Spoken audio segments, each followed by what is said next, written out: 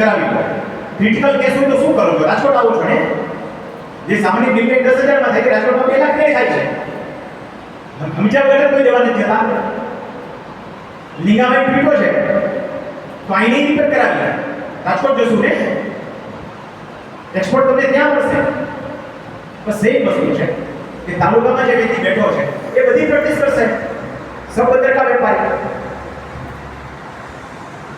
એ તમે 2 જણા મોટરસાઇકલ લઈને ભટકાડ્યું છે, એનો કેસ લડશે, કમ્પન્સેશનના દાવા લડશે, લેબર કોર્ટના લડશે, ફેમિલી કોર્ટના દાવા લડશે, બીજો કોન્ટ્રાક્ટના દાવા લડશે, રેવન્યુના લડશે. જે આપો એ દરેક કેસ કરશે.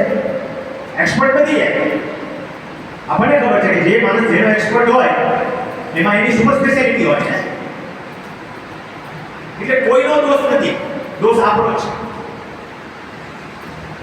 માથામાં દુખતું હોય અને હાર્ટના ડોક્ટર આવ્યા છે તો ભૂલ પડી છે આપણી છે. આપણને ખબર પડતી હોય છે ડોક્ટર તો ના પાડે ને કે આવ તો દાખલ થઈ જાય. આથી હાયર કલર ડોક્ટર આવી તપાસી પાસે એનો ચાર્જ તમારે ખાતે ચડશે. રાજકોટમાં એક છે કે હોસ્પિટલ કેમ નથી, અને હવે તાલુકામાં થઈ ગઈ.